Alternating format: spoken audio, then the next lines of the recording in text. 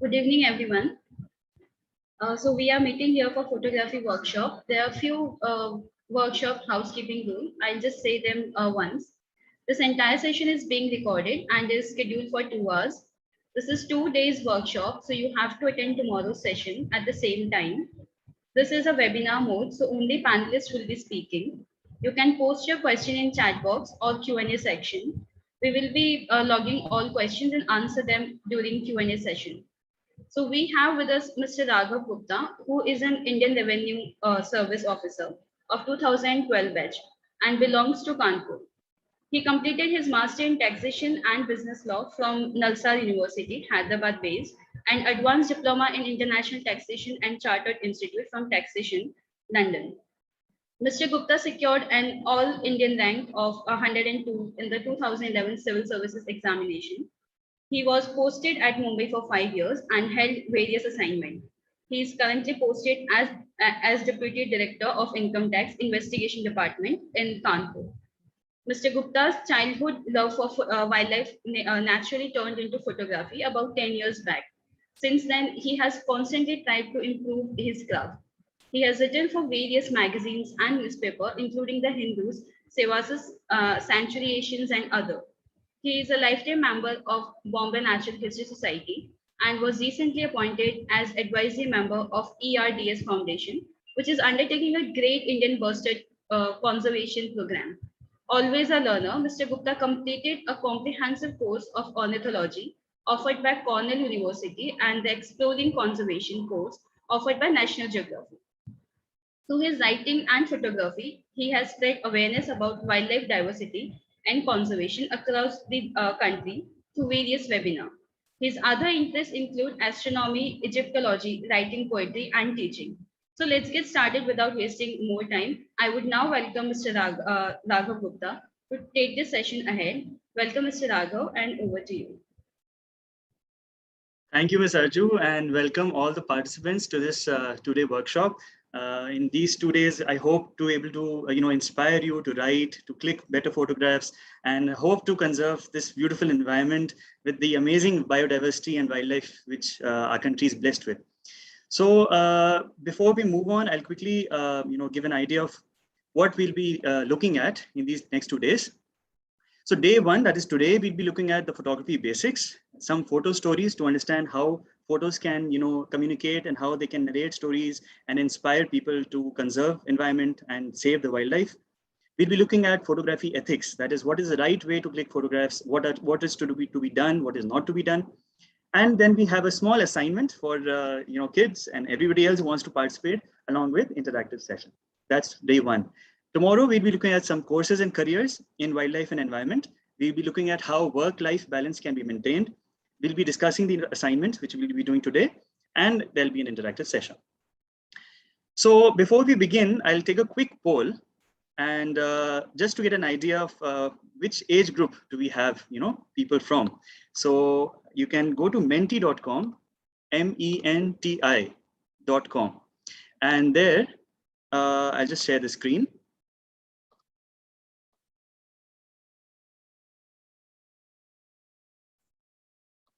Yeah. Can you see the screen, everybody? Arju, can we? Yes, sir, it is visible. Great. So everybody can go to menti.com, menti.com, and there you enter the code 8599180. Arju will be putting that code also, I think, in the chat box for everybody to see. And once you get that code, you'll have this question. Yes, so we can see we have some responses. I think kids these days are already using Menti. So you can click on that and keep entering your responses on menti.com. And so we'll have an idea of which age group. So that we have got around 25, 26 responses, and we have 211 participants. So that's just 10%. So we want more numbers. Yes. Great. You can wait for a couple of minutes just to have an idea.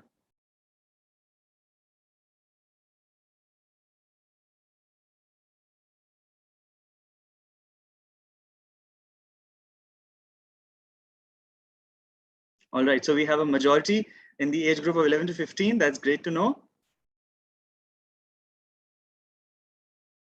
others who are in the other group. We have the second number, we have age group greater than 24. So we have extremes. We have the young ones and, you know, slightly older than them. Great. The votes are coming. We'll take another minute or two. Aju, is that okay? Absolutely, so that is fine. Right.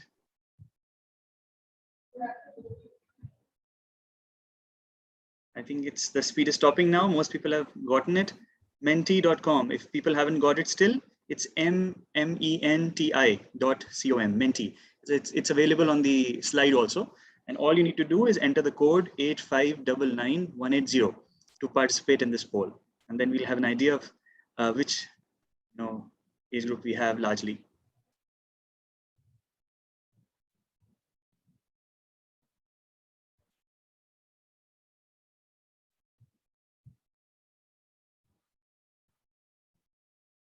Great. So I think we can take a pause now.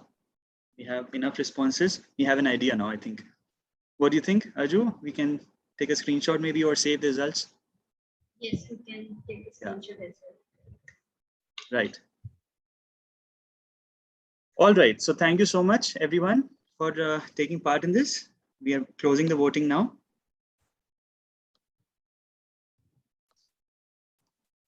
Great. Thank you. All right. So moving on, now that we know which age group we have, we can now again start the presentation. Just give me a second.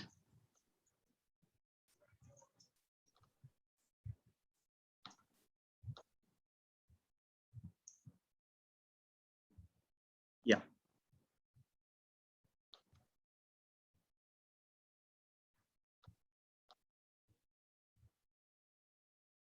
All right. So can you see the presentation now? Back again, quick poll.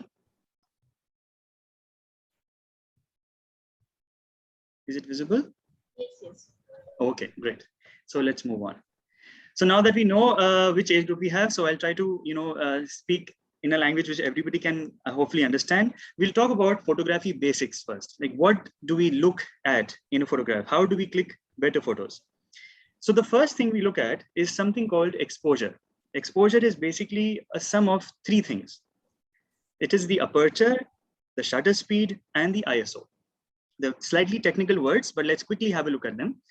The aperture basically is a part of the camera which helps you to understand how much light enters into the camera. And this is a denominator, as you can see, f by 1.4, f by 4, f by 8, etc. So you can understand that the bigger the denominator is, the smaller the number is, right? Which means that if you have a larger aperture, it will have a small denominator.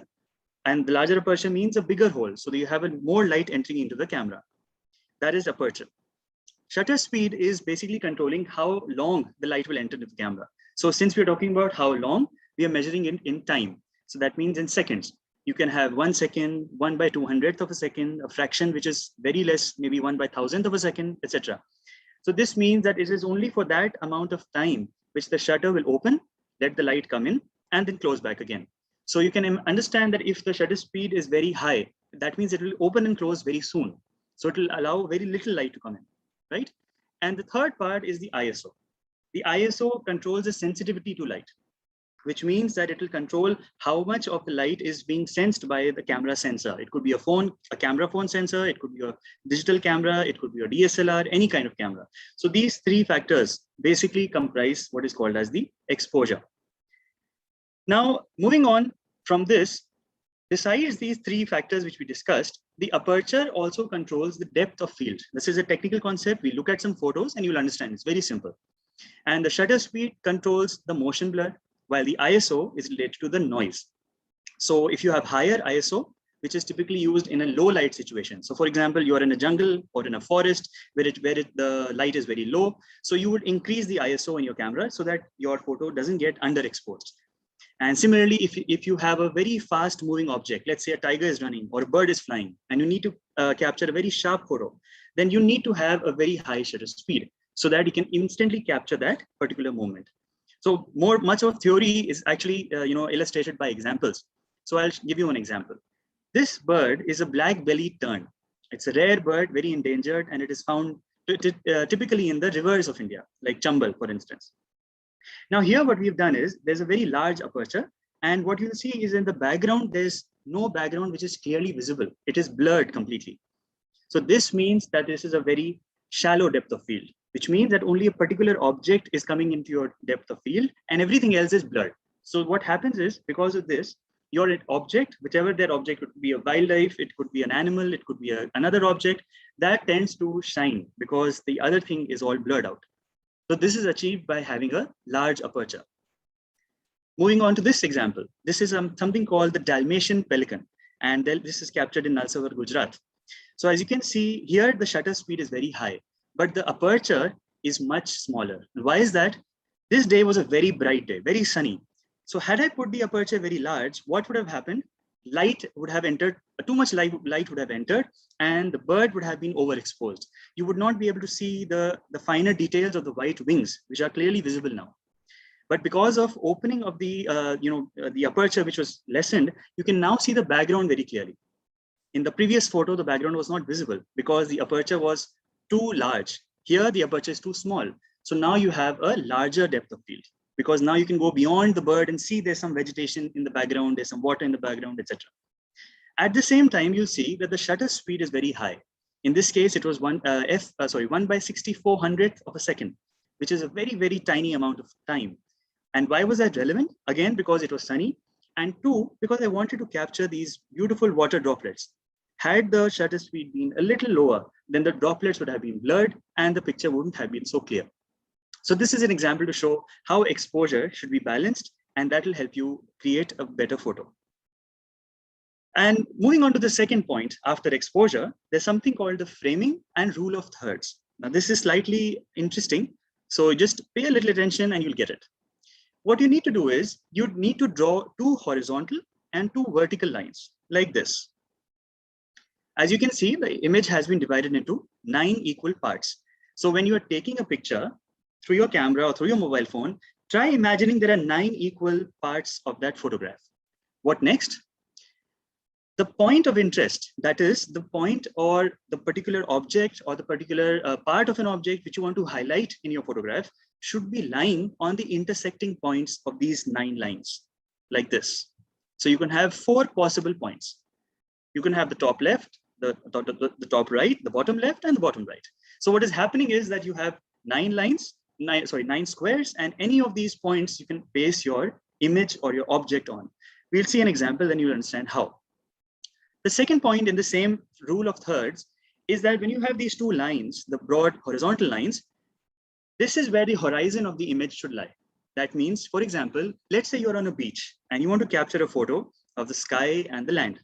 So what would you do? You would try to divide the photo exactly in half and half, right? You would say that let's take a picture with half the sky and half the land, or half the sea, whichever photo you want to take. But that is actually not the right way to go about it. You should try positioning the horizon on either the top line or the bottom line, so that 1/3 of it is on either way. We'll see how. This rule of thirds of framing is valid for both portrait as well as landscape framing. And also, very importantly, when you're taking a picture, try leaving some space for the subject to interact with. Again, we'll see what that means. This is an example. This beautiful bird is the Oriental dwarf kingfisher. It's not really a rare bird, but very rarely seen because it's found in the forests and rivers of Western Ghats. So now what happens is, you can see that if we divide this photograph into 9 equal squares, what is happening is that I wanted to highlight the eye of the bird and the insect. So it is placed on the top left corner. If I try to use a laser maybe.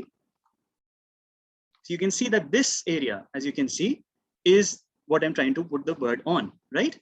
Then you'll also see that the twig, the branch on which the bird is placed, is forming a horizon. So it is on the bottom line. It could have been on the top line also, but I chose for it to be on the bottom. And what else do you see? You see that this entire part of the image is blank. It is entirely free. So normally what would we do? We try to position the image right in the center, but that's not really the way to do it. The right way would be shift the bird a little to the right, so it looks as if the bird is going to fly to the right area, or maybe looking at the right area, maybe looking for another insect. That's how this negative space, this particular part is called the negative space. And the negative space helps to increase the aesthetics, the beauty of your image. So let's take another example. Here's a black buck from the outskirts of Nasik in Maharashtra. As you can see, it's a beautiful creature. And here is the rule of thirds. What do you see? You see that the animal, or the head of the animal, is the main part of the animal which I want to highlight. That is placed on the intersecting point. You will also see that the horizon here, where the land is sort of ending, is nearly on that line. But remember, these are just guidelines. They're not supposed to be followed exactly to the point. Doesn't have to mean that the line has to exactly follow that particular line which you're talking about, right? It could be around that, just to get a sense of that proportion. Another example. Here's a beautiful sunrise from Arunachal Pradesh. And as you can see, it's from Eagle Nest Wildlife Sanctuary, one of my favorite places to go to. And you'll see again that the sun is slightly on the left side. Why is that important? Again, look at the rule of thirds. Here we have the sun on the intersecting points, right? There is no horizon, so the horizontal lines really don't play much of a role here. Now let's compare this same photograph had it been taken in the center. Which one do you think is better? I personally feel that this photo is better than this one, because the sun should not be in the center. This does not fall with the 2 rule of third proportion, right? So this also is an example. Here's an example which breaks the rule of third. This beautiful bird is the orange-billed blue magpie. This was in the outskirts of Shimla, Himachal Pradesh. Now, as you can see, the rule of third is not being followed here. Why? The bird, or the eye of the bird, is not following on the intersection lines. There is the horizon, which could have been the bird's tail, but that is also not, falling on a line. And yet it sort of appealed to me because I wanted to fit the entire bird, in the frame and not leave any negative space also, right? So as you can see, this photograph breaks the rule of thirds. So this exactly is what I'm trying to tell you, that the rule of thirds is a guideline. You should, try to look at your photographs and see when you're capturing. You can try experimenting. Let's see the rule of thirds. Maybe it could, work out very well, or in this case, it may not need to. So that's how the work, the rule of framing goes on. Here's another example, which is an example of a portrait form, that the others were landscapes. So again, you can see the same rule can be followed. You divide the photo again into 9 equal parts. And as you can see, that the bird's eye and the face is lying on the intersection. This is a very common bird called the purple sunbird, and it has been captured in Jaisalmer, Rajasthan. So that is broadly the idea of what needs to be looked at. You have the exposure, which is the technical part, and you have the framing or rule of thirds, which is the aesthetics part. Broadly speaking, these two are the most important tools for any kind of photograph. So once you have a mastery over them, this comes with time. You'll see that your photographs are getting better, and you'll be able to communicate better. Now, before we just move on to the communication part, I'll quickly run through what different types of photography we can have. And we'll take up some examples in which we'll see the rule of third and some other important, interesting points which we should follow. So broadly, we can have night photography, macro photography, and backlit photography. These are sort of the technical basis of classification. We can have conservation and experimental photography, which is the thematic classification, or we could have landscape and portrait photography, which is the frame-based classification. So this list of classifications is not really, rule bound. It is not found in any book. It is just out of experience. And once you see that most of the photographs which you see would tend to fall in any of these categories, or maybe more. You could have, let's say, a backlit experimental photograph. You could have a night portrait. You could have a macro, or macro which is backlit, for instance. So you can have many combinations possible, right? So we look at night photographs. This very interesting bird looks like an owl, and it's in fact closely related to an owl also. It's called a nightjar, and this is from Thattikad, Kerala. This is the great-haired nightjar. And as you can see, this photo was taken in the night. Now, the important thing is, when you're taking a night photograph, make sure that the object is not fully in your torchlight or flashlight. This is wrong for a couple of reasons. Number one is that typically when you're, let's say, capturing nocturnal creatures, let's say like a bird or an animal or a mammal, then these creatures are very sensitive to light. So if you're flashing flashlights or torchlights on them, they might temporarily get blinded, and they might not be able to save themselves from predators, or they may not be able to, let's say, search for food. So both of these examples are detrimental to their health. Therefore, it is very important that we do not flash the light directly into the eyes. As you can see, this bird is very comfortably looking at me without shutting its eyes, because the light is not falling directly on it. Where do you think the light is falling? Look slightly on the right side of the image. I'll quickly show it for the laser. There you see. You see the leaf in the background, it is shining white. That is where the focus of the light was, slightly on the right side. So what that does is, A, it is not shining on the light on the bird, so the bird doesn't get disturbed. And B, you get good colors. If you shine the same light directly on the bird, then besides hurting the bird, you will hurt your image as well, because your photo will tend to be overexposed. You will lose the colors of the browns and the grays and the blacks, which are so clearly visible now, will not be visible if you directly shine the light on the bird. So that is an example of night photograph. Here's another thrilling example which I encountered in Nasik. This is a golden jackal. And we were, searching for night birds like the nightjar and the owls. And suddenly I heard a sound in the fields. And we were, scared that what is it? Because it sounded something big. So we were worried that, what kind of creature it would be. And just when we were about to turn, right in front of us, this jackal, it had sensed that we are there, and it was just walking towards us. And again, you'll see that the light is not focused directly on the jackal's eyes. It is focused slightly on the left. So this is why you can see the golden color of the jackal, very, very, thrilling image, directly looking into the camera, because the lights were not directly shining on it. So this is the crucial part to remember when you're taking night photographs. How about macro photographs? So macro photography is basically looking at the tiny world. Let's say you have butterflies, dragonflies, tiny little flowers. These kind of photographs are best taken by macro photographs. And macro photography, here's an example. This is a dragonfly, a superb creature.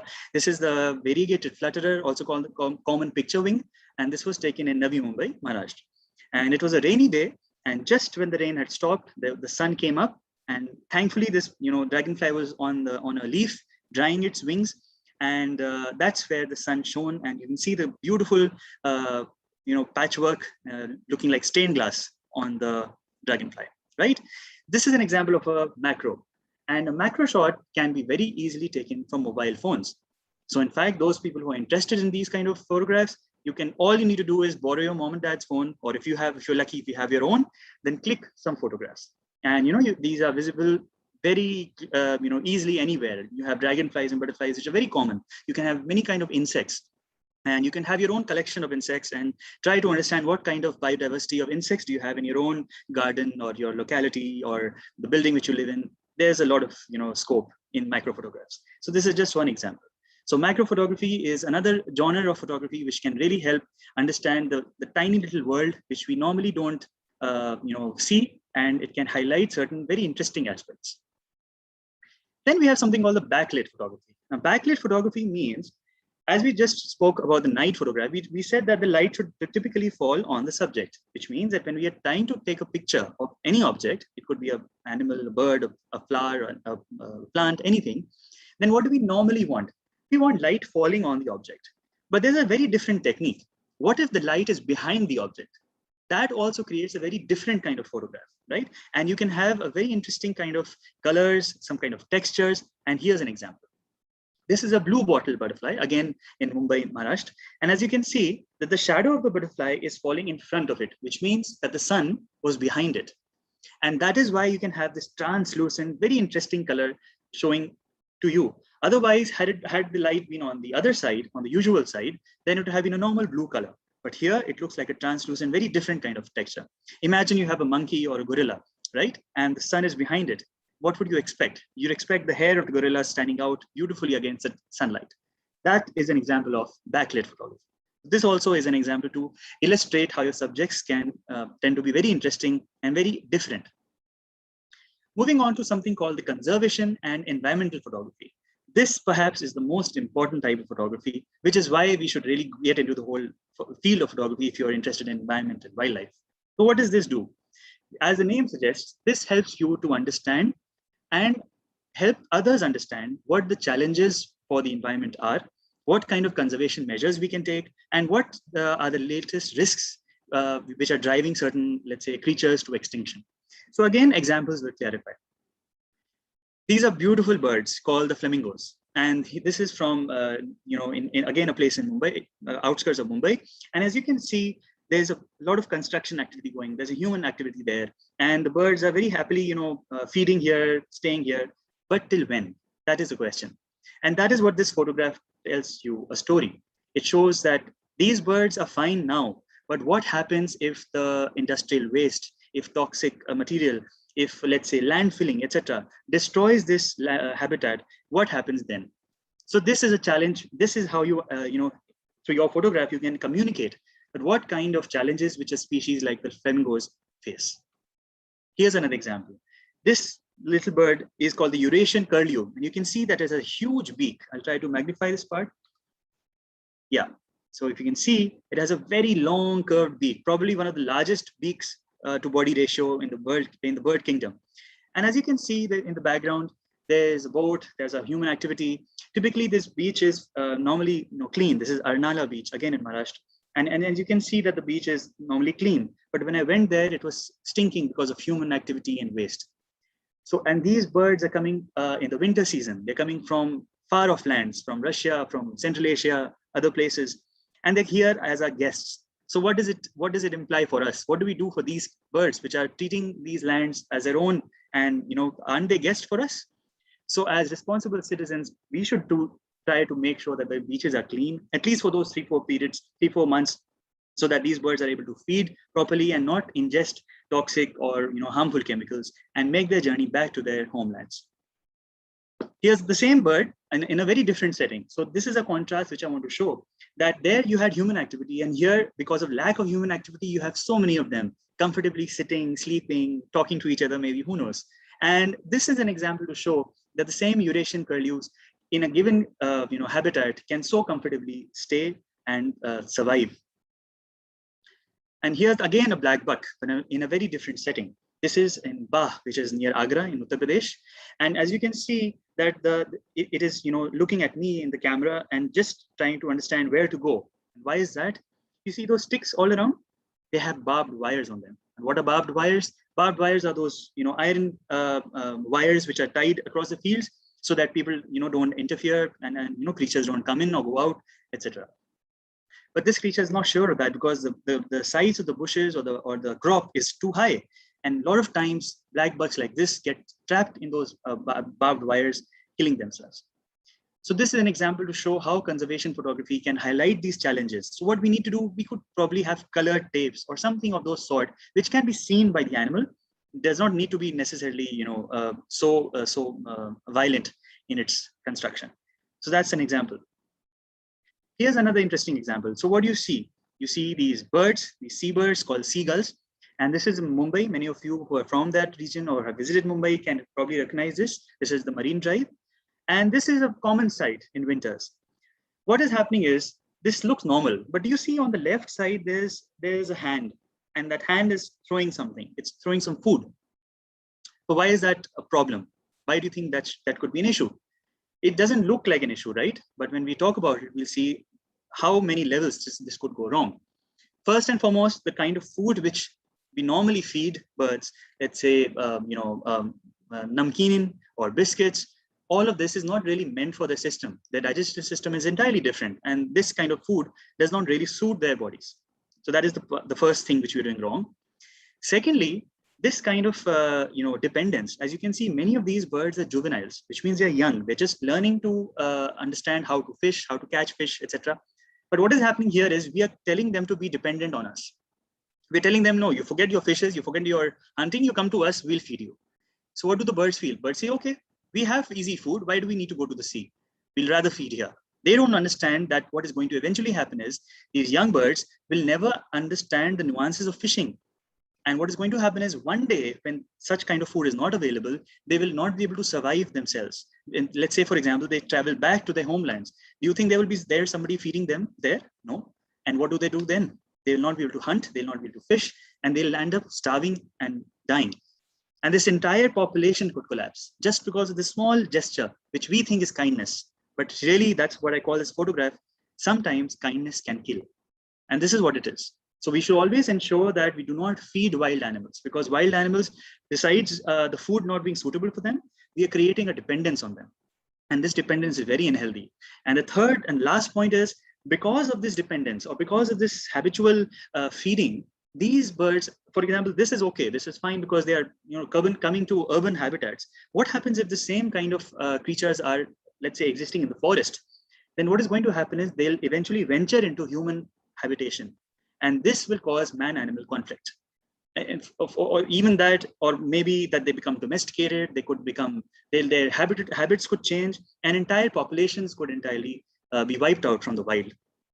So this small gesture, which many of us may not even think so much about, is actually having long-term repercussions. So we have to be very careful. And as young people, this is what you should understand, that feeding wild animals, be it squirrels, be it pigeons, is not really good. So we should avoid that.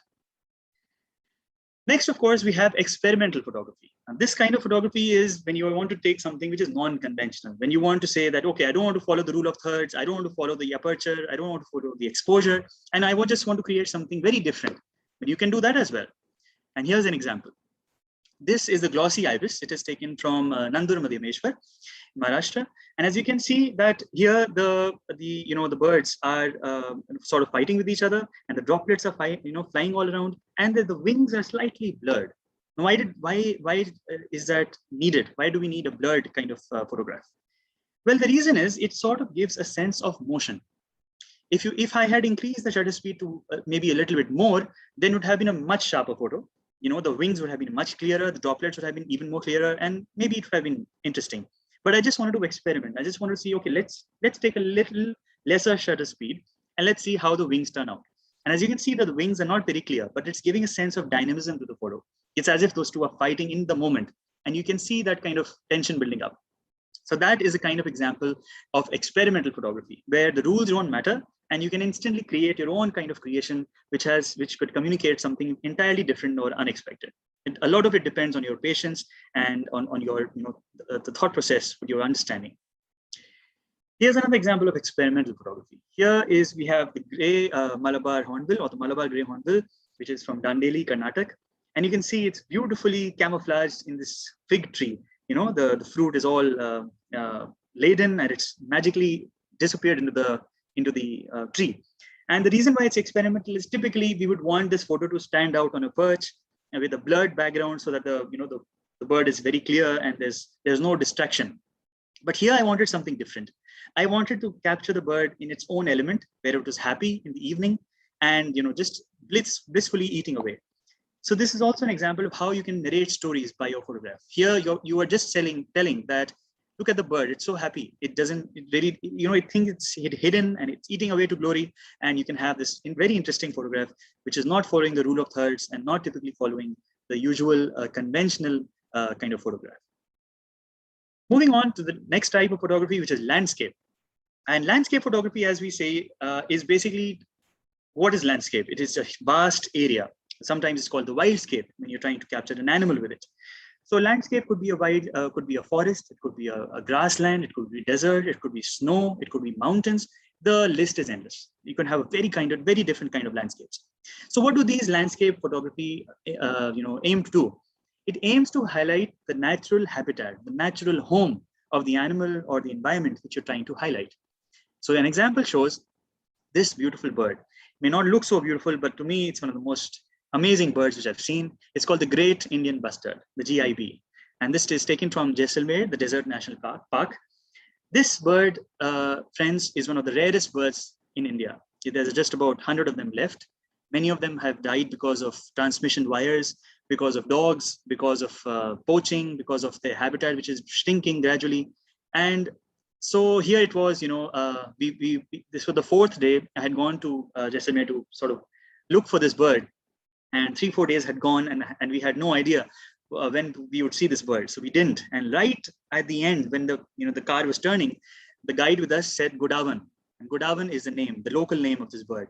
And that's where the car stopped, and we just had to look at the bird where it was. It was very far, but there it is, the huge bird walking very proudly across the desert. So here you can see the landscape. You can see that the desert, in the background, you have some kikad and babool trees, which are typical of deserts. You have the rocky kind of sandy kind of area, which the bustard prefers to, where it, captures insects, etc. So this bird is endangered, and, things are happening. A lot of organizations are trying to help it out, and hopefully things will get better. Here's another example of landscape. And you can see this is again Nandur Madhyameshwar. You'll see on the right side, there's a bird called the purple heron. And on the left side, you see a golden jackal. And you can see that the bird is very, highly erect. Its neck is very high up. and it has already spotted some movement on the other side. The jackal thinks it's not been spotted. It's trying to hunt it. In fact, there are 3 jackals that are here. You can only see one here. There's another one which is on the right side of the photo. I couldn't capture it. And there's another one on the behind, on the vegetation, which is behind the first jackal.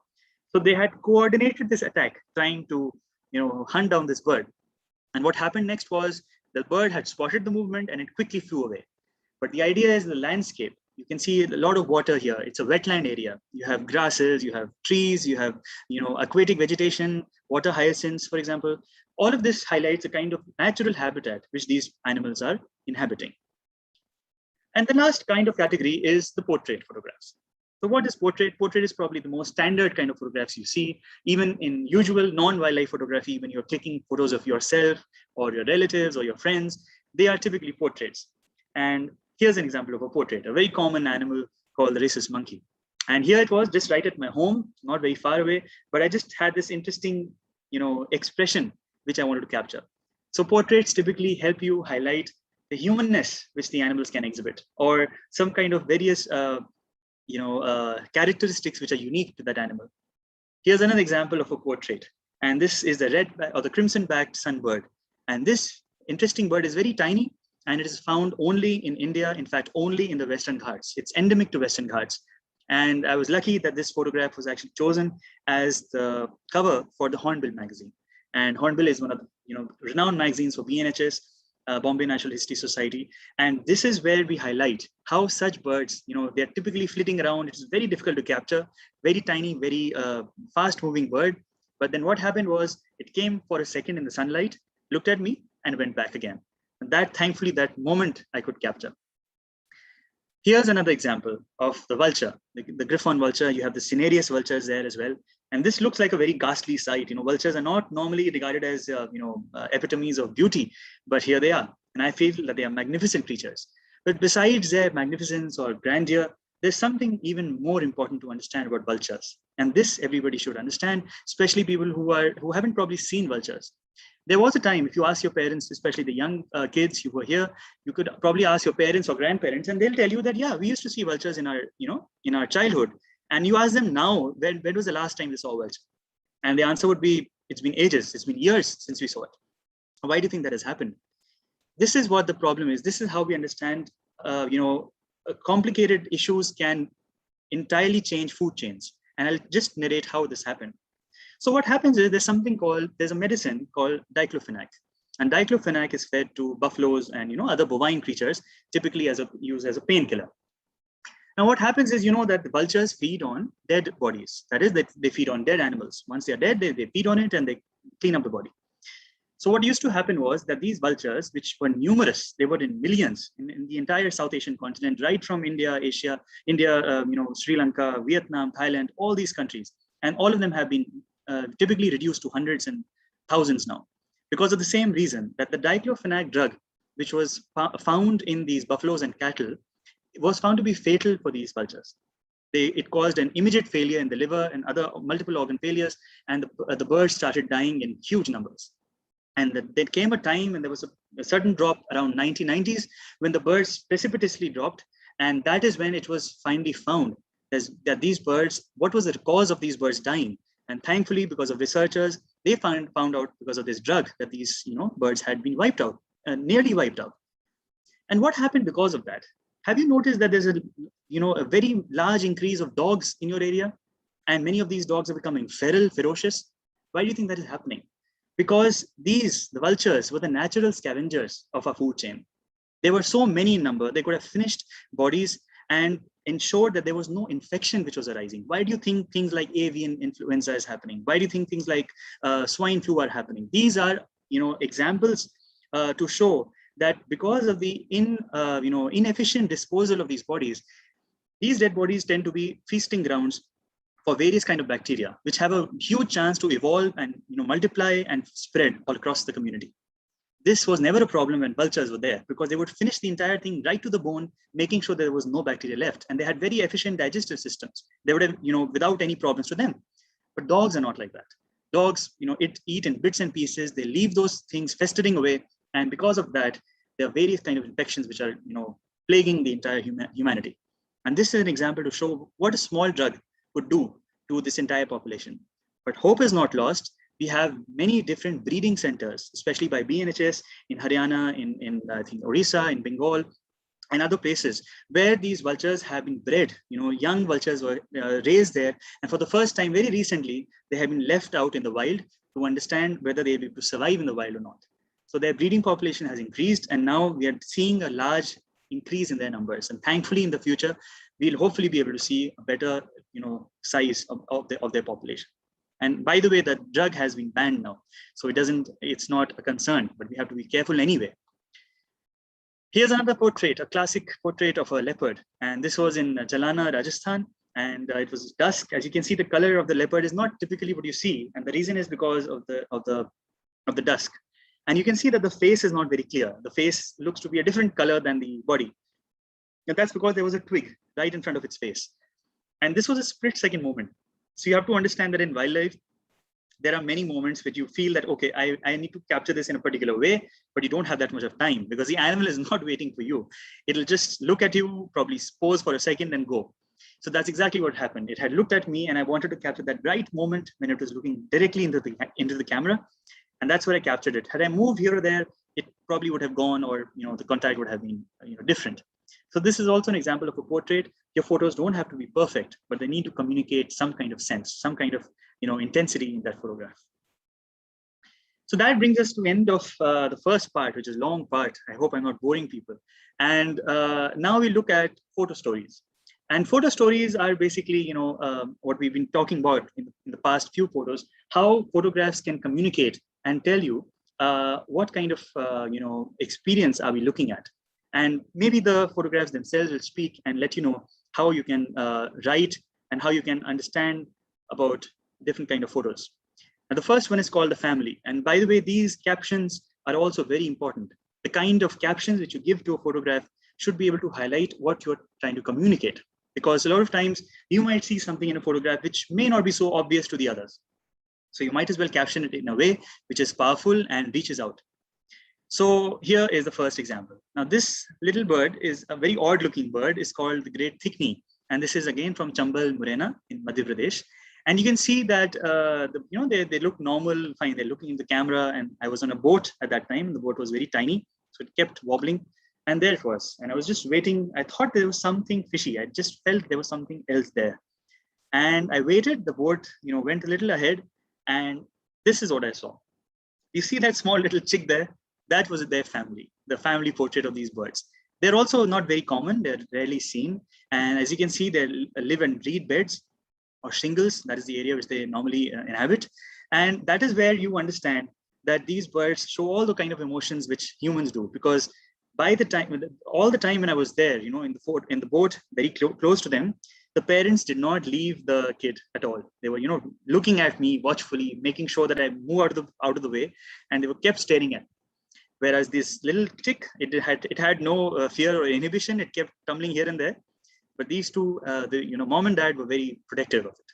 So this is a story which we can tell through photographs. There's another one. Here's from Nagarhole in Karnataka. And you can see that these are spotted deer, the cheetal. There was a huge, herd of these deer, and they were peacefully, looking at me, feeding, everything seemed fine. They were at peace. They were calm. But suddenly they, sort of looked here and there. Their ears were all erect, and they bolted off. They ran off. And why do you think that could have happened? Well, we were all so sure that this what could be the reason, and this is the reason. There was a tigress hiding in the bushes, and it came out, lunging at them. And because of that, the deer quickly ran away into the forest.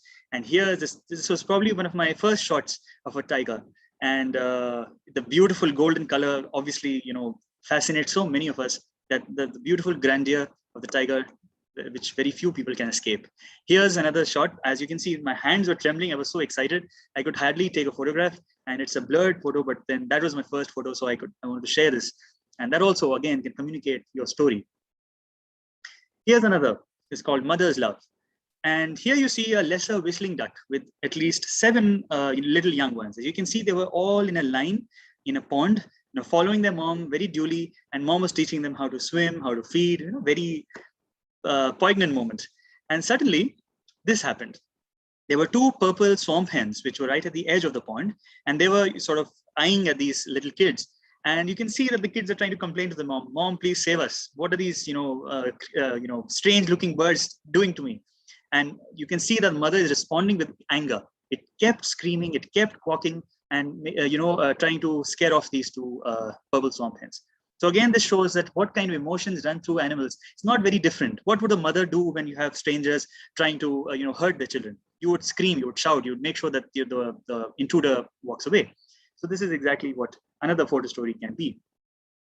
And this, of course, is my favorite bird. I just cannot get over this. It is called the lesser florican. And this bird is found, again, a very endangered bird. It is from the same family as the great Indian bustard. And again, it's a very rare bird, about 1,800 of them as per recent estimates. And this has been taken near Ajmer in Rajasthan. So there's a small video which I'll show, and the video will tell you what this bird does in its mating ritual. And you'll see, and there you go. So the bird jumps up from the grass, does a triple flutter with its wings, and goes down again. People missed it. I'll quickly share it again. Here it is. So 1, 2, and there you go. And it makes a small sound as well.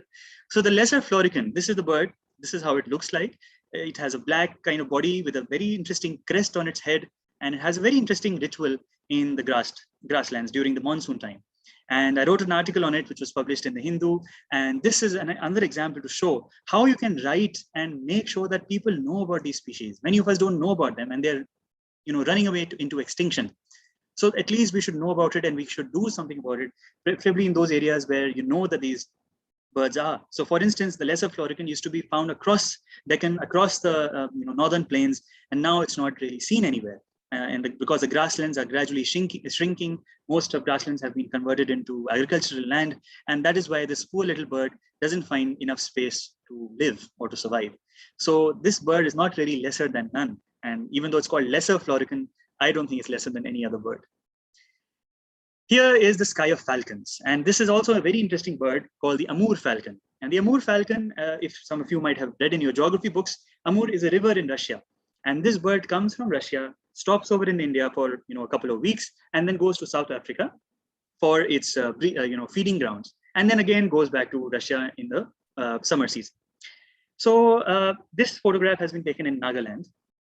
And as you can see that the sky is full of these tiny little things which look like wasps or bees, but it is actually birds, a huge number. And this is how they look like. The one which is flying is the male, and the one which is on the twig is a female.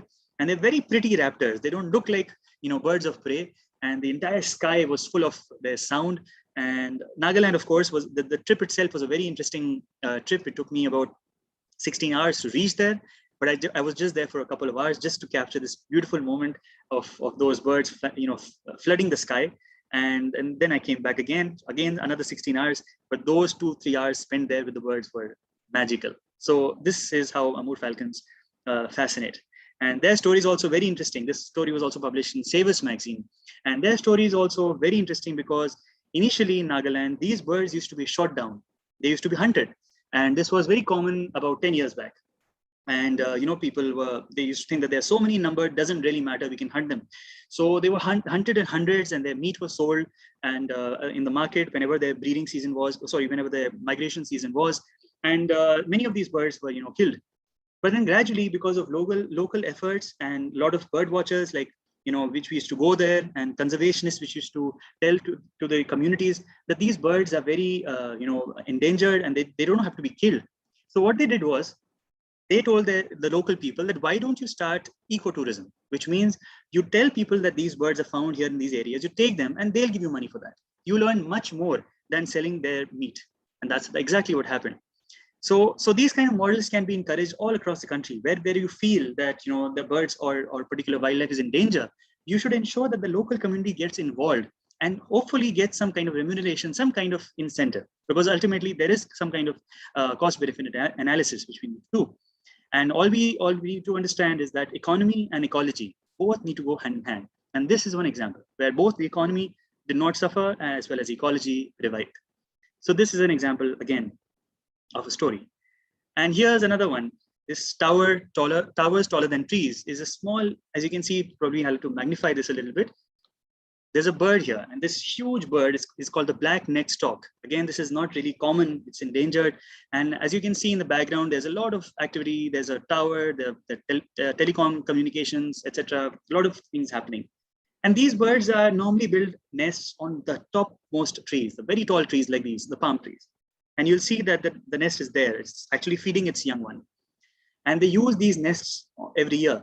But what happens when the city comes closer and closer? The city noises come closer, the pollution increases.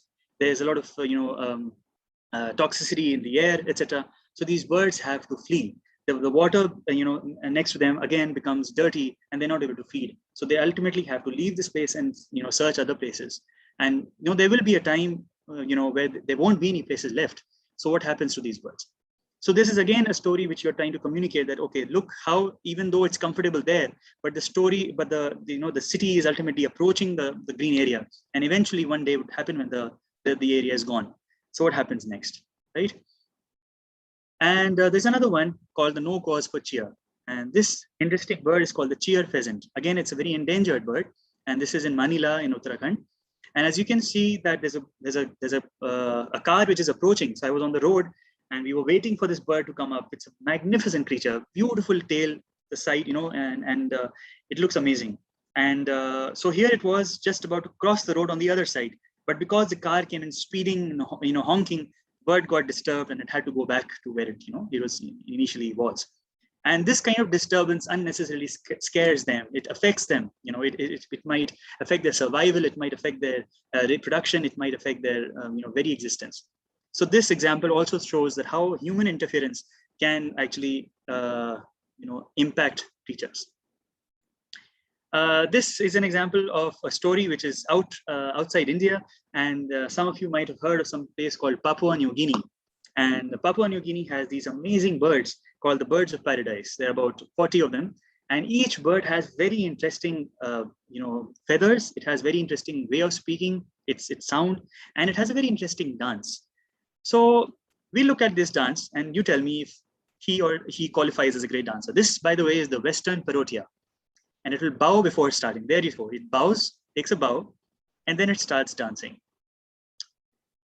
And on the top of the branch, you'll see a female. The female is checking out the male, whether its moves are all fine. Is he able to dance well? Is he fit? And you can see it's shaking its head and throwing off its move, and it has a skirt kind of thing around its feathers. And this, yes, is a bird. So there's another female which is joined on the background, if you can see, and there it goes, showing off its dance moves. So there are two females which are spotting the male, trying to understand, and the wings fluttering. That means, yes, you've got the moves, you're doing the right job, you are a great dancer. So that's how it is. So even birds have a communication which we may not even really think about, and and it may just escape our eyes. But here's one example. And this is how the Western Parotia, the same bird, looks like, in a blurred kind of ghostly kind of photograph. It doesn't look like a normal bird. And here it is. And yes, it belongs to the crow family. So you can see how different it is, but it is actually from the family of crows. And this is another example called the superb bird of paradise. And just look at what it does. Calling out. There.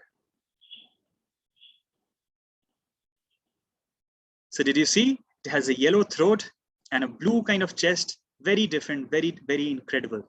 And what you haven't seen is, of course, even I missed it. There's a very interesting dance, which you could probably Google it later or see in David Attenborough's documentary, where it dances in a mind-blowing way. So these kind of videos also can show what kind of amazing creatures we have in this world and what we need to do to save them. And speaking of saving, we'll talk a bit about photography ethics. This might look boring, but is extremely important. I'll quickly run through it. So what are these do's and don'ts which you need to do? You need to dress appropriately. Don't wear bright colored clothes. These animals, these creatures, are very sensitive to color. So if you need, you can wear dull colored, brown or camouflage kind of colors. This is really important because they don't see you as a threat. They look, okay, they feel that, okay, this is part of the forest. He or she won't hurt me, really, right? you need to preserve the habitat. Make sure that you're not cutting down any trees or disturbing the habitat, trying to pollute, etc. Make sure that when you are going, if there's a place where you know that there's a breeding or nesting going on, don't disturb that place, because that's very, very sensitive. So you might have heard a lot of people saying that if you touch a nest, the bird abandons the nest and is not able to take care of its children. So don't go unnecessarily close to them. If possible, use a silent shutter, which means don't use your mobiles or cameras with a loud sound. Try to silent them. Playback. Now, what's playback? You might have heard of it. Playback is basically when you're in the forest or in any kind of place, you sort of increase, you sort of play certain kind of sounds which attract the birds or which attract animals. Now, this is fine, in a sense where the kind of creatures are having a good population, it's okay. But this is not really recommended for those which are endangered, because then what happens is that they might get, they might get curious about the sound, and they might leave their own partners or leave their own families and think that where the sound is coming from. And this is a fact. So playback should be limited. And if you discover a place which is having some very interesting wildlife, don't necessarily blurt it out in social media. You can possibly post a photograph or something, but don't share the exact location, because then again, what is going to happen is a lot of people will keep flooding there, and then the creature will get disturbed. So there's no point unnecessarily, disturbing the creature. Try to keep those places hidden, and maintain distance. As I said, don't unnecessarily, venture too close, because then they get frightened and they might just abandon that area and unnecessarily get stressed. Follow the law. So if the law says do not smoke or do not litter or do not eat or do not throw, etc., do not feed the animals, do that, because the law is created there for a purpose. And if you don't follow the law, well, you might find yourself in a tough spot. Caption responsibly. And captioning, as I said, caption means basically a very short story for what your photograph is communicating. So as you saw that we discussed these photo stories, and there was a very small 4 to 5 word caption. It could be a longer caption as well. It could be 25 words, for instance. And all of these captions essentially communicate in a brief idea of what you're trying to say through your photograph. And the last, of course, is think like wildlife. So if you are, intruders are coming to your place, how would you feel? That's exactly what you need to do. That when you are interacting with wildlife, they are pretty much operating on the same kind of reactions which we do. They are not really very different. They would, be defensive if you are intruding there. They would become scared if you're trying to hurt them. And that's exactly what we need to be sure of, that the reactions are very much similar to us. And there are certain don'ts. Don't distress wildlife. That is, don't unnecessarily try to tease them or make sounds. Don't crowd. That don't need to have many number of people going there. If possible, go in a straight line. So what they'll see is that there's 1 or 2 persons, and they'll not be able to see through the line. But if you're in a crowd, which is like a random kind of arrangement, then they'll see that there are multiple threats. So they might get stressed and go away from that place. Don't chase. Again, because of photographs, some people have this tendency of going behind the subject and trying to capture the photo. Again, that is not really the right thing to do. Don't litter, which I've already mentioned. Don't manhandle. So you might have some kind of interesting lizards or kind of frogs, or maybe some kind of snake or insect, and you might be tempted to put it in your hand and take a picture. So normally we shouldn't do that, because there are 2 reasons. You might get infected or bitten by it. That, of course, is the one part, the selfish part. And the second is that you might have certain fungus or bacteria in your skin, which they may not even be exposed to earlier. And because you touch them, they'll get exposed to that, and they might the entire population might collapse because of that. You never know. So it's always best to let them be, and distance is very important while taking pictures. Don't provoke them or bait them. That's again very similar to distressing them. So don't try to give them food, as we've talked about. That trying to give them food is wrong, and don't try to provoke them just in order to sort of try to throw a stone or something. That is all really not good. How would you feel if somebody chucks stones at you? You would get freaked out. So that's exactly what you need to make sure. Don't feed. That's again the same thing. Don't speed. So especially when you're in a national park or a wildlife sanctuary, and if you're in a car, then make sure that your car or your vehicle is not speeding unnecessarily, because there's a possibility that, since you're in a protected area, a creature could just come in your path and die. And besides that, speeding is never really a healthy habit for yourself as well as for others. No noise, that is, don't unnecessarily play music, for instance, or honk. That's not recommended. And no flash, which we've spoken about earlier, that you shouldn't have unnecessary very bright torchlights or flashlights, which are harmful for these creatures. So that's mostly the do's and don'ts. And that we'll have a quick poll again, so that you can engage. And I'll just quickly take a pause here. And yeah.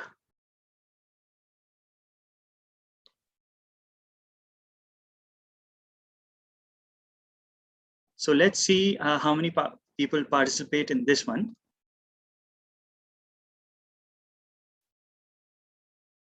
Right. So again, people need to go to menti.com. Those who have just joined or those who have joined later, then they might not know this, but menti, menti.com, right? So menti.com. Okay, so we already got a response. That's good. Menti.com, and you go and fill up the code, which is 8599180. And the question, of course, is which animal or bird do you think must be saved urgently today? Right? So your responses will be recorded here, and we'll see what kind of responses are we getting. Yeah, somebody's written vulture. That's a good idea. Great. Right. Birds of paradise. Good. Great Indian bustard. Great. Yeah, we can have more responses. I think a lot of people, yeah, Great Indian bustard is getting a lot of words. Vultures, very good. Tiger.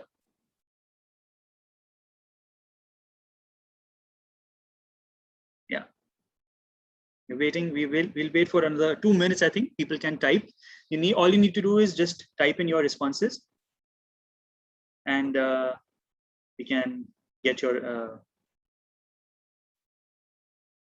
yeah. I think it's stopping now. I think no, it's people are still writing. Great Indian bustard has a lot of words. Vulture has a lot of words. Tiger has a lot of words. Great. Yeah, you can have some other. We have rhinoceros, sparrows. That's a good idea. Yes, sparrows are endangered too. Pangolins. That's a very good answer. Lesser florican. That's very good. Yes, and polar bears. That's also a great answer. We have many examples. That's wonderful. It's great to see such a variety of answers coming in, and that shows that okay, the kids very exposed to different kinds of creatures and what kind of challenges. Yes, the sparrow. That's great. Sparrow. The numbers have increased. Wonderful. We'll wait for another, let's say, 20 seconds. People who haven't responded, they can quickly put in their responses. I think you have to name any two creatures, any two animals or birds which you think must be saved urgently on menti.com, menti.com. And use the code, which is 8599180, 8599180.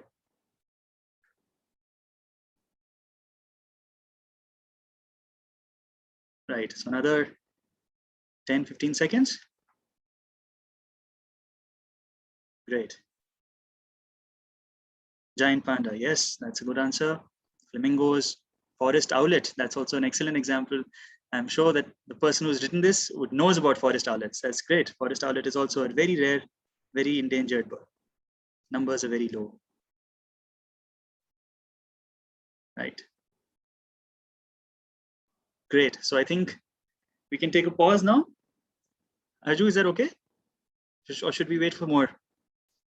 I think we should continue. I have taken few screenshots of this. Okay, great. Wonderful. Right. Perfect. So thank you so much, everybody. The responses are still coming, but we have some time constraint as well. So we'll take a pause here now. And we are closing the voting now. Thank you for your responses. Thank you. Wonderful. So here we are.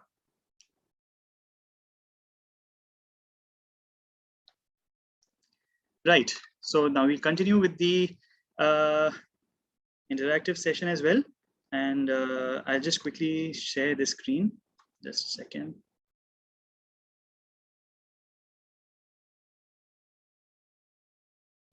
Yeah.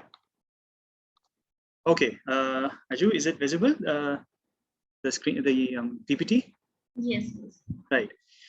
So we have an assignment for people, for everybody that we can work on. And before that, there's some the obligatory social media kind of addresses. You can have these handles: Twitter, LinkedIn, Insta, Facebook, Gmail, whichever you want. You can just save it. You probably take a screenshot or something, and you can reach out to me anytime. And now we'll move at the assignment. So your assignment, which we'll be giving today, and this has to be done by you, and this has to be done by tomorrow, because this will be discussed in the workshop tomorrow. So here's a assignment. The assignment is you're supposed to click a photograph, right? And a single photo must be submitted by each participant on the theme of environment, biodiversity, or wildlife. So it's a broad area. You can, whatever kind of photograph you want to take, you can click, but make sure that you're not going anywhere without your parents' permission if you're a kid. So make sure that your teacher or your parent knows where you're going. Possibly you should be monitored, and don't go alone. And otherwise I'll be one to blame. And the second one is that the photograph must be original. You should not copy those photographs from the net or from some other place. Click any photograph, right? This is how we learn, and no plagiarism is acceptable. So make sure that you're not copying any photograph, right? It should be your own photo and should be clicked from now till tomorrow. So if you're photographing wildlife, make sure that you're capturing you're not clicking captive animals, which means animals from zoo or animals which are otherwise put in a cage or something. They should be highlighted as they are available in the wild or even in the city. And unless you're trying to highlight a particular conservation issue. So that is one. And photographic entries must either tell a story, or if it's a reflection piece, then the text or caption attached to it must make sense of what the story is in relation to. So this is exactly what I told you about, that the caption or the story which you want to write. So there are both options available. You have to compulsorily write a caption, which is a maximum of 25 words. And you can also write a short story about what it is, right? The caption that fits the best, but not more than 25 words, as I've said. The caption should explain the link with environmental sustainability or the problem or the issue. So you could have a pollution related issue, you could have a sustainability related issue, you could have, it's a very broad area. It doesn't have to be necessarily wildlife, but anything which is related to sustainability, environment, it's a broad area, right? But the caption should be interesting. You should write something which communicates what kind of photograph you have taken. And the photos must be submitted digitally as JPG, PNG, TIFF format with a resolution not less than 150 to 300 dpi. Resolution, typically lesser than that becomes very garbled, so we're not able to see. So make sure that your photo are in these formats, and you can send those across. And the chat box will mention the link at which you can send these photographs. So I think it's a Google form. All you need to do is submit your entries there, and we'll see if we can give some prizes also. I think that's on the table. Maybe the top 3 or top 2 or something of that sort. We'll see what we can do, and the best entries will we'll give them some interesting goodies, right? So make sure that your submissions are sent at the link below. Is that okay? Right. Then okay, now we have questions. So I hope you have you can probably take a screenshot of this guidelines, so that you don't forget what kind of things you have to take care of. And now we can open for questions. So I hope we sort of, we pretty much completed in time, and we can have questions. And you need to be there tomorrow. All of you who attended today, it's a request that you should attend tomorrow as well. So questions, Arju, how do we, get these questions done? Can I close? So we have few questions in Q&A section. Okay, great. So I'm stopping the sketch, the screening. Is that okay? The screen sharing? Yes. Right. Okay, and it's available. Arju ma'am has put your link on the chat box, so everybody make sure that you have the link, because without that you'll not be able to submit the photos. And the deadline, yes, very important. The deadline is 1 p.m. by tomorrow. So by 1 p.m. you need to submit any kind of photograph. You can probably go out in the evening right now, or go out early in the morning or sometime which you feel is comfortable to you, and click some photo and submit them, right? That's it. Yeah. So questions, please tell me. So starting with few, which camera would be the best for clicking these type of pictures? Right, Aditya, I think it's Aditya. Yeah, I can see the question now. Yes, great. So Aditya, well, as I said, the camera is, you can have a variety of cameras. You can have, your mobile cameras. They can click very interesting photos, especially macros. You can have DSLRs. You can have digital cameras. The choice is endless. It all depends on how much you're willing to, how seriously you're planning to go into it, and what's your budget like. Of course, that's an important criteria. So because of that, you can, depending on that, you can choose. And you can reach out to me later. We can discuss if you have some options in mind. We'll take up that, because I'm sure that's a very common question that many of you might be having. Right. Okay. So Aditya was here. Just a second. There's a place called Answered. We've already looked at those questions. Is that fine, Aju? Yes, yes, that is fine. Okay, wonderful. Right. So then, do we go right at the bottom? That's 5:17. Oh, right. So Rishant Sharma had asked, so the shutter speeds, there is lesser the blur. Yes, Rishant. So if you have a faster shutter speed, which means that if you have a very fast shutter speed, it means that the blur would be less. So that means for the amount of time you're giving. So if you have a more amount of time, that means the shutter is open for a longer time. That means the object will move very comfortably, and the photo will be blurred, but the motion blur will be there. But if you have a very short shutter speed, like it quickly opens and closes, then you will not have that motion blur. So that is how it is. Himanjali Garg asks, hi, I have a doubt that how horizon is being captured. Right. So horizon is nothing but the place where two various, colors meet. You could have the sky meeting the land. You could have the sky meeting the sea meeting land. You could have a branch. The horizon in this case could be very wide. It is a dividing line which sort of divides your photo naturally into, some parts. So depending on that, the horizon can be fixed, on the lines which I talked about. So I hope that's fine. Himanjali's answered. Can you repeat the bird's name, Akshat? Which bird are we talking about? 423, I'm not too sure. Akshat, if you're there, you could probably, I don't know, unmute him maybe, Akshat, if he's still there. And Himanjali is also asking, what is the name of the bird? So it was the one which you clicked from Himachal. I guess the bird with blue color. The bird with blue color. In the starting. Right. So yeah, that was the orange-billed blue magpie. Orange-billed blue magpie, MAGPIE. Right. I hope that answers, Himanjali, your question as well. Right. Then Sehaj asks, is it necessary to divide the photograph in 9 parts only, or we can divide it even further? Sehaj, so the idea is rule of thirds. So what is this? Dividing to 9 is actually the rule of thirds. You're essentially having these divisions because the 1/3, 2/3 rule is what is important. So actually, it is neither lesser than 9 nor more than 9. It has to be exactly 9 if you're following the rule of thirds. If you're not, then well, the option is entirely open to you. But if you are, then just 9. Okay, Love asks, how will we see that our photograph is fine or not, as the lines don't come in normal devices? So we would see that yes, right. Good question, Love. So the idea is, Love, this comes with practice.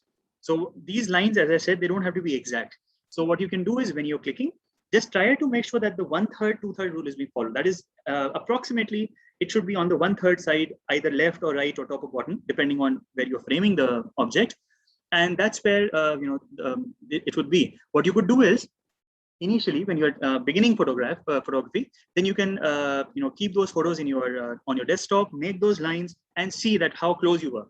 So you'll see that by practice, you'll understand that the rule of third is naturally followed. You don't have to see those lines. So initially, it used to be very difficult for me also. But now, when I click, the framing naturally happens. You have an approximate idea of how far you have to be. I hope that answers your question now. Then Darshil asks why there is a difference in the quality of photo that is captured on phones. Well, because there are a couple of reasons. One is, of course, the sensor. The kind of sensors which cameras use is way more stronger, way more sensitive than the ones which in phone. But nowadays, even phones have very, very good sensors coming up. So you can have excellent photos from your phone as well. And it should not be a limitation. And it's only the limitation becomes when you have objects which are very far away from you. That is where the phone becomes slightly difficult because you can't zoom in too much. But even for that, there's a very interesting object which a lot of people might find very useful. There is something called clip lens. And clip lens can be clipped on your camera, on your mobile phone. And you have different types of clip lens. You have telephoto lens, which helps you magnify an object which is very far. And they're very, very cheap. You can easily order them from Amazon, but make sure they're of decent quality. Make sure that your reviews and those things are taken care of. And make sure if you're kids, then your mom and dad's permission is taken well beforehand, right? So you have those telephoto lens, or you could have a fisheye lens, which is having a huge kind of area or depth of field, and that can have very interesting kind of photographs there also. And you have macro lens also. For instance, if you want to capture some object very close to you, then how do you zoom in? Because after a certain while, the phone camera cannot capture that, right? So all of that can be used by these clip lens, mobile clip lens, and they can be just clipped onto your mobile phone, and you can click various photographs and entirely explore a very interesting kind of range of possibilities. And if you like them, then maybe you can go and buy a full-fledged camera, right? So that's how you can experiment. Mahir asks how to make the background blur, right? Mahir, so the important thing is, the more distance you have between your object, the one which you are capturing, and the background, the more chances of it being blurred would be, right? That is naturally what your cameras do. They typically have this automatic focal length, which means that anything which is beyond that focal length will not be sharp and automatically becomes blurred. But you have many, various different mobile phones having this effect of blurring out the background. That is not really the actual blur which you're talking about, because that works on a very different way. What it basically does is blurs out everything uniformly. But blur happens as you move away from the camera, more and more blur happens. So that gradual, blurring is not really visible in a lot of mobile phones which are doing or giving that effect of blur. So you have to be very careful that when you're using blur, it should be used in a very creative way, which doesn't spoil the originality of the image. Right? So Siddhant asks, how do you capture macro without scaring animals? Which point and shoot camera do you recommend, and what do you decided? Okay, great. So good question, Siddhant. So well, macro typically used to be a major problem initially, Siddhant, especially because butterflies and these kind of creatures are very skittish. The moment you approach, they fly.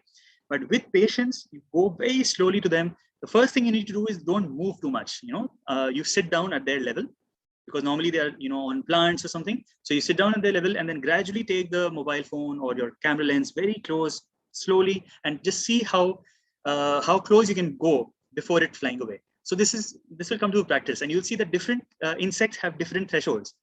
So butterflies, when they're dying, drying their wings or sunning themselves, they might just be like a statue, and you might go very close to them and they may not move. And you might have certain beetles which don't move. But you might have certain flies which fly away very suddenly, or dragonflies, they're very skittish. But they have a very interesting, property, dragonflies. They try to come back to the same spot. So they'll fly away, then they'll, come back again. So if you're patient enough, your, subject will be there.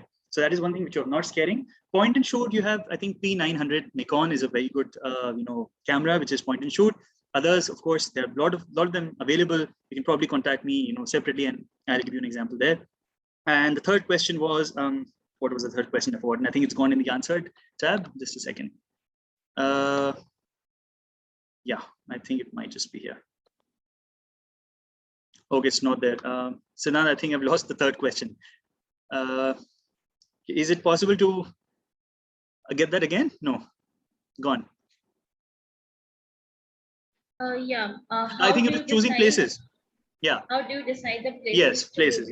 Yes, I remember. So yeah, you can start off by going to places which are near you, or you can start by going to national parks and wildlife sanctuaries which are near you. Because why I'm saying near you, because it's easier to understand, it's easier to go there. And when you're initially going, you'll tend to get a little bored or tired, because you not see everything as interesting as it looks right now. Because a lot of times you might just go there and not see what you expect to see. For instance, tigers. A lot of people go to tiger sanctuaries and their assumption is, okay, we'll definitely see a tiger, but they don't see that. But that has never disappointed me, because whenever I'm going to a wildlife sanctuary or a place like that, I am entirely open to the idea of any kind of creature coming, because you believe in me or not, when you're opening your eyes and ears and listening very intently, you will see certain things or sights or behaviors of animals which you would not have imagined, and they would be very common animals. So that kind of thing, you have an open mind. That is the first thing you need to do, that you don't expect too much and go there as a person who's curious, who wants to learn more, and you'll see that they'll never disappoint you.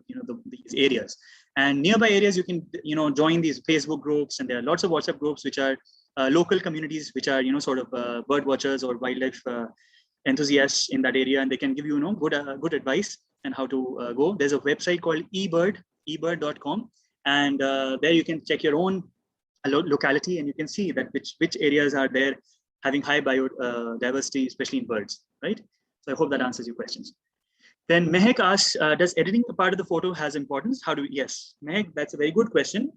See, editing, the basic philosophy of editing it is that your natural or the originality of the image should not be disturbed, right? So for instance, as I showed you that leopard photograph, which had a twig on its face, which meant that I could have edited that, right? Photoshop does that. You can remove that and make that face look totally the same color as the body, but I didn't want to do that. So editing is limited to, let's say, cropping. You make sure you can crop it to a certain extent, make sure that it falls in the rule of thirds. That's what you can do. You can do minimum editing, let's say, by increasing the contrast, tweaking a little bit of color, increasing the exposure. These are some basic tweaking which you can do, but I would recommend not doing too much of editing, right? It's always best to try to capture the photo as it is and present it the way it is. And plus, if you're entering into many photography competitions, for instance, they expressly forbid you to do any kind of editing, especially very different editing, which can entirely change the entire perception of the original photograph.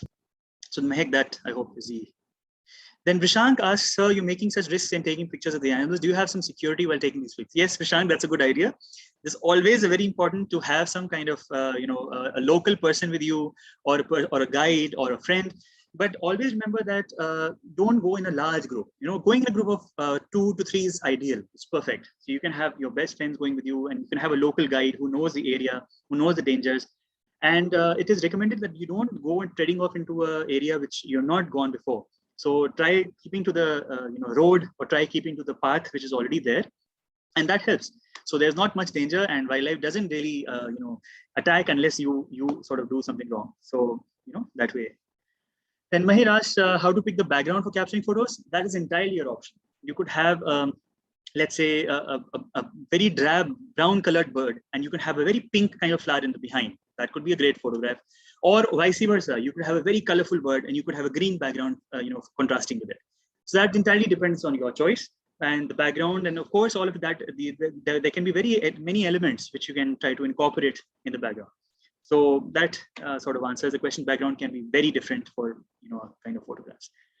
Shubha asked, what is the best time to click a picture? Okay, that's a great question. So, well, if it's wildlife, I would recommend normally it's early morning or early or late evening. That is when the animals or birds are most active. But if you're taking any kind of other photograph, non-wildlife or environment, for instance, then any other time is okay. Normally what happens is afternoons is not a good time because the sun is right on top of your subject. And typically the shadows cause, the object might have various different kind of shadows falling on its own self. So that spoils the colors of the photo. So afternoons normally is not a good time, but again, it depends. You could have some kind of subject which is probably best suited to be clicked in the afternoon. So you can have that. But normally for wildlife, animals, birds, etc., it is early morning, and which is around 6, 7, or late evening, right? Nyasa, sir, was a photo of the butterfly clicked from the opposite direction of the sun. Yes, the blue bottle was clicked with the opposite direction, which means that the sun was behind the butterfly. That's why you could see the shadow of the butterfly falling in front of it. So that's why the colors of the butterfly shoot up. So that's how you can have backlit photography. How can one change shutter speed and aperture in mobile? Okay, so this is a limited feature. This may or may not be available in your mobile phone because it depends. If you have a kind of professional kind of phone which has a lot of features, it might be there. Otherwise, it's totally fine. You have many different modes. You can experiment with those. And not necessarily have to experiment with aperture or shutter speed with your mobile phone, because a lot of it is inbuilt. And the auto mode, for instance, has all those features automatically adjusting. So you don't have to really worry about that. And initially, when you're using your phones, maybe focus more on the story and focus more on the background. focus more on the subject rather than getting clarity. Clarity is something which we can work later, but the composition of the photo is very important. So that can start off with mobile phones also. What is iOS? It's actually ISO. Savani asked me. And ISO is nothing but it's actually International Standards Organization, ISO. Because of that, they have this kind of minimum number of specifications for a camera sensor. So ISO basically measures how sensitive your camera sensor is to light. And if you have your ISO increased, which means that you have increased the sensitivity. So this is more relevant in low light conditions. And if you have a very bright sunny day or a bright background like snow, for example, if you're shooting in the Himalayas, then you could have a lower ISO so that the glare of the background doesn't spoil the image. Sahaj asks, is it necessary to divide the picture in 9 parts only? Yes, Sahaj, as I've answered, it is necessary to divide it in 9 only if you're following the rule of thirds. Which app is best in phone for clicking beautiful photos? Well, Midhansh, you can click. There are many apps. I don't want to name any particular one, but you can use your camera to click photos, and then you can edit using. I think Picasa is one good app which can help, and there are many of them available. Really, the market is flooded with the kind of apps. So whichever suits you, whichever you think is easy. So don't go for something which is too complicated if you're starting off, and just see if the results are good. So as I said, don't focus too much on editing. Just basic editing you need to do. Right, Midhansh. Mayuri asks which kind of lens a person should always have in his or her kit. Okay, that's a great question, Mayuri. So that depends what kind of photographer are you. So if you are looking at wildlife, which is typically high up in trees and very far away, then you would need a larger lens or a telephoto lens. And if you are more of a landscape person, then you could have a lower focal length, and you could experiment with that. So it depends entirely on what kind of lens you're looking for.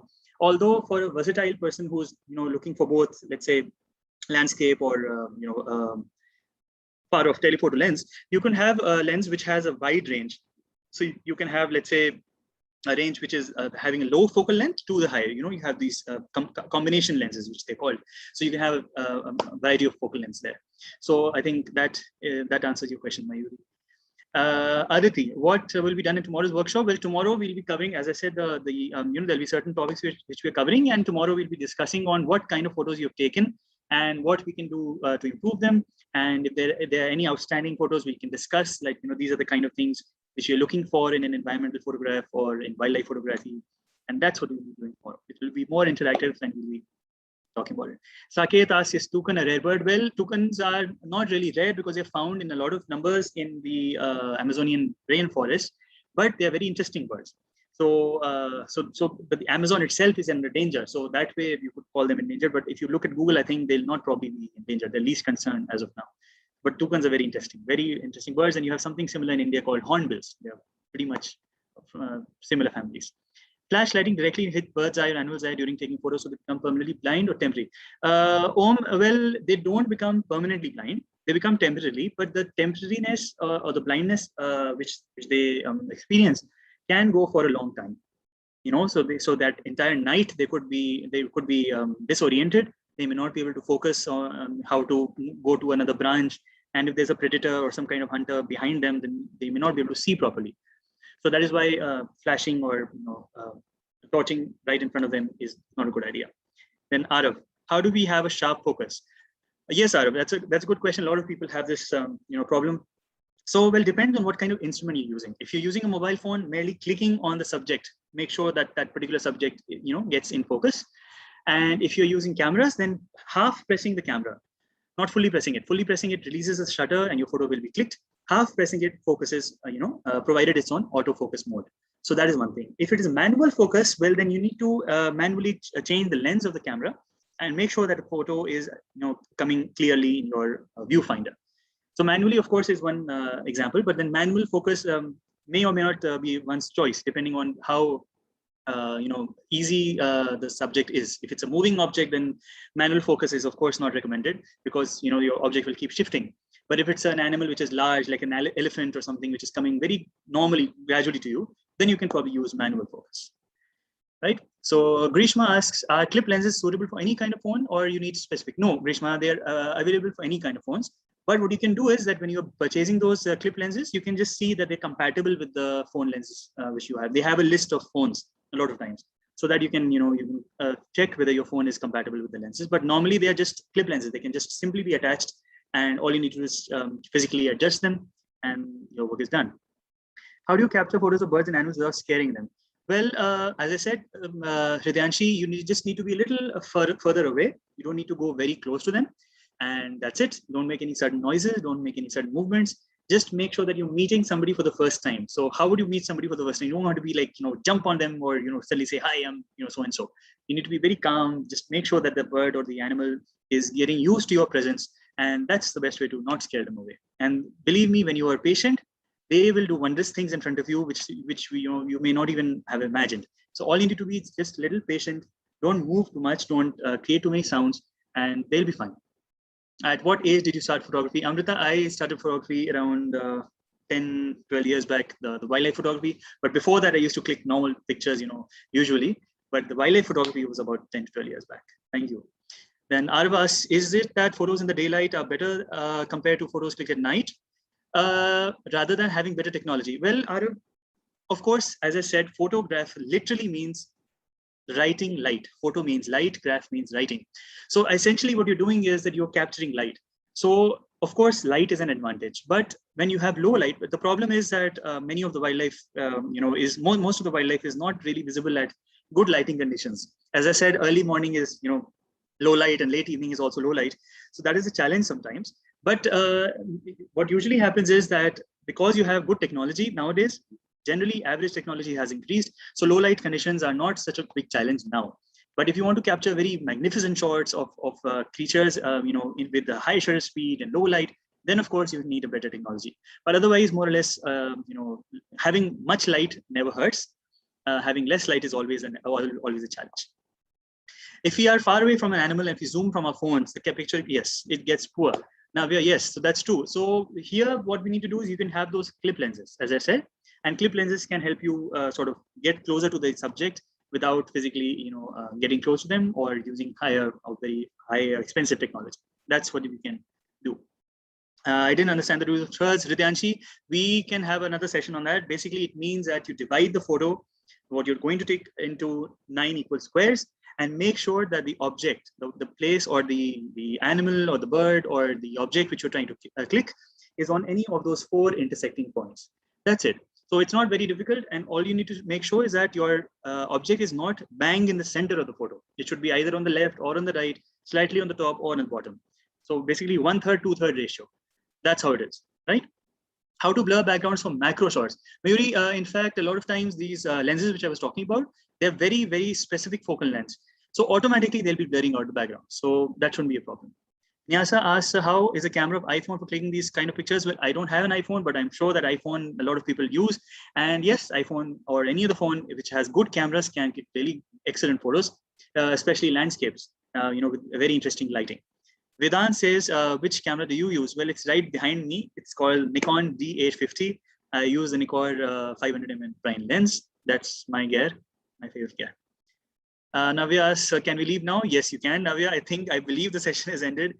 And JPG and RAW, Pradeep asks, well, JPG is a very common format, which is easy. It is a compressed format, and RAW is an uncompressed format. So what normally happens is when you're clicking a photo, Pradeep, it takes a lot of information which is discarded when you're taking a JPG. RAW preserves those images, all of that data. And when you're editing that photo using advanced techniques, let's say like Photoshop, then you can use RAW images for better editing. It preserves the integrity of the image. Mansi says tomorrow also webinars regarding the same topic. Similar topic, and the subtopics are going to be courses, careers in wildlife. We'll be talking about the assignment which you've done today, maybe some videos or something. We'll try to see what kind of topics we can have tomorrow.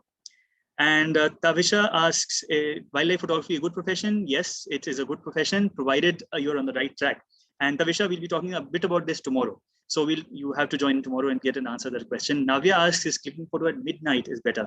Well, depending on light. If you have entirely poor lighting, but the object is, let's say, an owl, you have no option. You have to use an external light. But again, keeping in mind that it doesn't spoil the animal's sight. Mansi asks, recording. Well, Aju will help answer that. I'm not sure. I think Yes, we will put this recording on our YouTube channel. Right, great.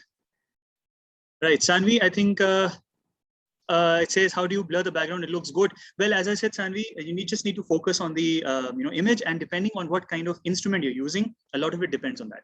So if you're using a phone, all you need to do is click on the object and automatically the background will get blurred. If you're using a camera, then you need to make sure that the object is as far away from the background as possible. People using a ring of light, does that help? Ring of light, well, yes, but that's typically for human portraits more. I don't think animal portraits is going to be very different, but I think that's how a lot of people use ring lights, because it gives a very nice rounded light. It doesn't shine on a particular area.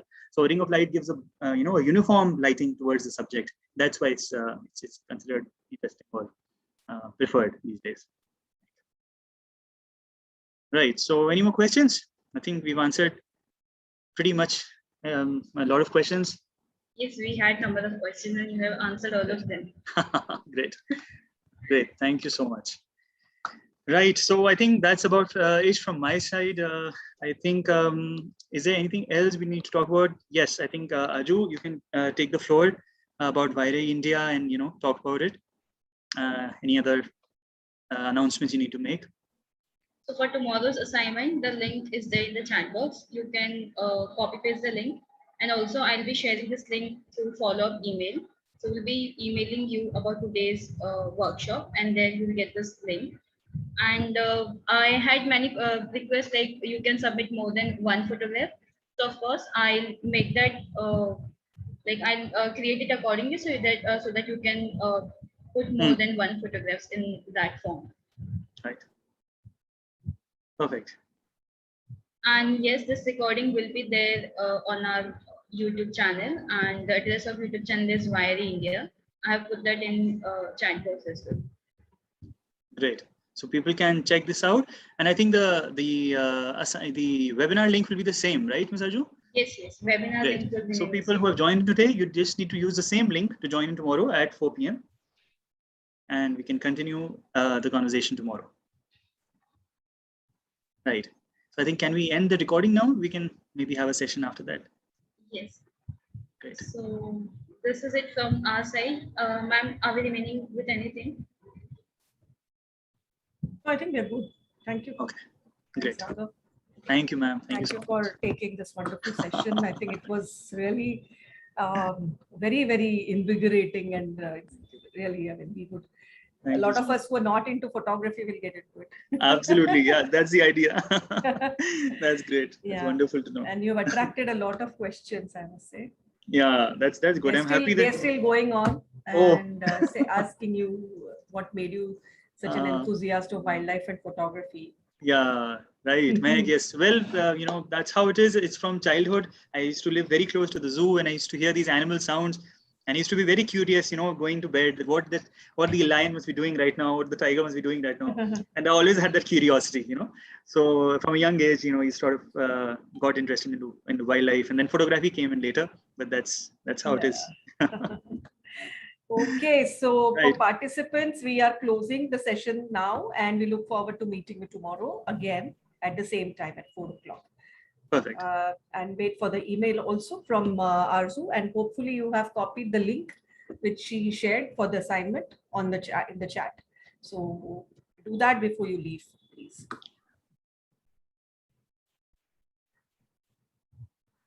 So that's it from our side.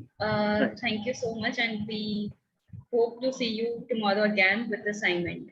Absolutely. We have to see everybody tomorrow. Thank you so much for the participation, and special thanks to CEE and YRE for, giving me this opportunity to interact with so many people, especially young people who can really make a difference. And thank you, Madhvi ma'am. Thank you, Aju, for all the help. And we'll meet again tomorrow. And participants, participants can leave. I think you're asking us whether we can leave. Yes, yes, participants can leave. Yes, yes. Please do.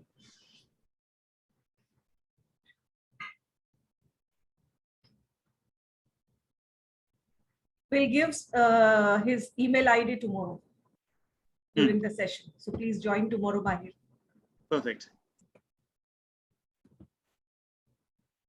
We have 2 hand raised. I'll just promote them to panelists if they have any question. Okay. Sure. Charvi. Okay. Yes, I can see it too. Hi, Charvi. You can speak now. Hmm. Thank you, ma'am. I just want to speak that which camera we should use to complete the assignment. Okay, Sharvi, you can use any camera. You can use your mobile phone. You have any other camera at home, anything which you have, anything which is available. Don't go buying something new, okay? Otherwise, I'll be killed. No, whatever you have with you at Yeah. home, your parents, whoever, I mean, you have a mobile phone Yeah. would be fine. Anything, Okay. yeah. So Any just, object. yeah, just using whatever you learned today, some of the kind of basic principles, you can take a picture in the around the themes which have been mentioned, and they are very broad, so you can take that photograph any way you want to interpret the theme also. So let's see how creative you get. Absolutely. Okay, ma'am. Thank you, ma'am. Yeah. Right. Good luck, and we'll see you Good luck, tomorrow. Arzu, is there anybody else? I think there are about 45 people still there. Like gradually. Yeah, people leaving. are encouraged to leave now. Hmm. Or we should close this and then rejoin, I guess. I think we should close and rejoin. Yeah, let's do that. Yeah, we can do that. Have a good day, sir. Great. Have a good day. You too. Here, Mansi. Purvi, I think, raised her hand suddenly. Oh, is it? Purvi. Purvi, yes. Okay, Purvi, go.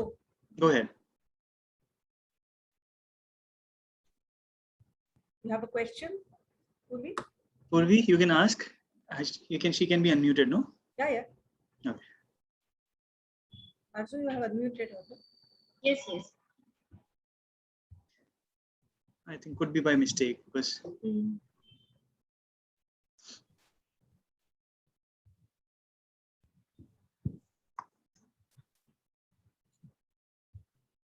Close कर दो ना Arzu इसको. Okay, yeah. So thank you, everyone. We see you tomorrow. Yeah. Yeah. And we can meet again, the three of us. Right.